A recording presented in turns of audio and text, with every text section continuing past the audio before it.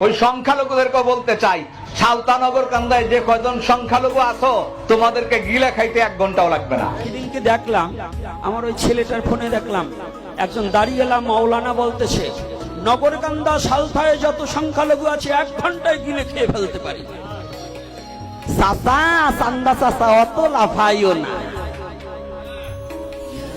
গিলে খাইতে খাইতে ট্যাংরা মাছ যেদিন বাঁচবে একেবারে 3 কাটা ঢুকিয়ে যাবে, আর এরা কি পারবা না, অত গিলবার চাইও না। টাকি মাছ একটু লাফায় বেশি, এত লাভ দিও না টাকির দল। অর্থাৎ তোমাকে এত বড় কথা কেউ বলবার সুযোগ পায়নি, সনাতন ধর্মের সংখ্যালঘুদের গিলে খেয়ে ফেলবা, তাহলে তুমি রাক্ষস। রাক্ষসের কোনো ধর্ম নেই, সে সনাতন না, ইসলামও না, বৌদ্ধ না, খ্রিস্টান না। যে গিলে খাবার, একজন মানুষকে গিলে খাওয়ার হুমকি দেয়, ও রাক্ষস, ও কোনোদিন কোনো ধর্ম অবলম্বনকারী না, ওর কোনো ধর্মই নেই। অর্থাৎ যে আর একটা ধর্মকে গিলে খাওয়ার হুমকি দিতে পারে, সে কোনোদিন কোনো ধার্মিক ব্যক্তি হতে পারে। কথাটা কি রাগ করছেন নাকি আমার কথায়? না যুক্ত নেই, না মিথ্যা বলছি বলুন? এই জন্য আর সনাতনীরা এইখানে ঠিক ঠিক বলতে পারেন না, লাগলে পরে আগাবার চান না। এটা আপনাদের একটা কাপুরুষতা, বুঝতে পারছেন? এই যে আগামী দিন মশাল মিছিল হবে, যেতে হবে, তারপরে লং মার্চ আছে। যতদিন পর্যন্ত সনাতনী জাতির 8 দফা দাবি মেনে না নেবে যে সরকারি আসুক, ততদিন রাজপথে শুয়ে থাকতে হবে, শুয়ে থাকতে হবে। যে সরকারি আসুক, আজ পর্যন্ত সনাতনীর কোনো দাবি প্রতিপালন করা হয় নাই। এজন্য আমাদের আরো কঠোর হতে হবে, আমরা পথে নেমে যাব, মৃত্যুকে পরোয়া করি না। আর যারা মৃত্যুর ভয়ে কাপুরুষত্ব হিজড়া খাতায় নাম দেবে, ওরাই সনাতন ধর্ম পরিত্যাগ করে অন্য ধর্ম গ্রহণ করবে, ওরা হিজড়া কাপুরুষ। সনাতনী কখনো স্বধর্ম পরিত্যাগ করতে পারে? কি বাবা পারে? যে প্রকৃত সনাতনী তার মাকে ত্যাগ করতে পারবে, তার বাবাকে ত্যাগ করতে পারবে, তার রক্তকে অস্বীকার করতে পারবে? পারবে না।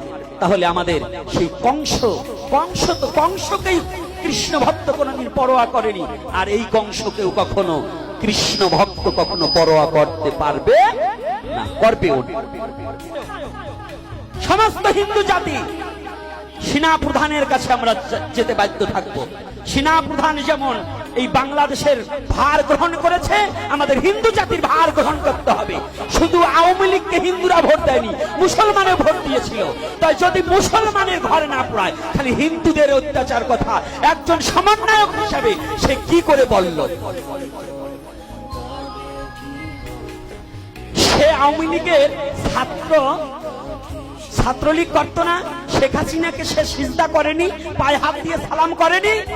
তাই বাটপার কেউ নয়, ও বেঈমান নয়। তাহলে অত বড় বেঈমান আবার হিন্দুদের উপর দোষ চাপিয়ে দিচ্ছে কেন? হিন্দুরা ওর কি ক্ষতি করেছে? ও ঘোড়া দেখছে, ঘোড়ার লাগাম দেখেনি। হ্যাঁ, টুনি পাখির রাজ সিংহাসন দিলে পরে পাছা ধোয়ার জায়গা পায় না, উনিও তাই ভাবছে আমি একেবারে সমন্বয়ক হয়ে একটা পথ পাইছি, বিদের পাছা ধোয়ার জায়গা পাচ্ছি না, হিন্দুদের যা খুশি তাই বলবো না। এটা ভেবো না বাবা, তুমি এটা ভেবো না সার্জিস। সনাতনী জাতি এখন জাগতে শিখেছে, ঘুম ভাঙতে শিখেছে। এখন সনাতনী জাতির ঘুম ভেঙেছে। তুমি সনাতনী জাতির প্রতি এই করে দোষ চাপিয়ে দিলে কেন? এটা সমন্বয়কের কথা নয়। এজন্য আমি বিচারটাই ইউটিউবের মধ্য দিয়ে, ফেসবুকের মধ্য দিয়ে প্রধান এই উপদেষ্টা ডক্টর ইউনূস এবং আমাদের সেনা প্রধানের কাছে আমি দিতে চাই, সমস্ত সনাতন ধর্ম অবলম্বনকারীদের পক্ষ থেকে, যে আপনারা এটাকে একটু সুস্থ বিচার করুন। ও কিন্তু এই বাংলাদেশের ক্ষতিকারক পয়জন।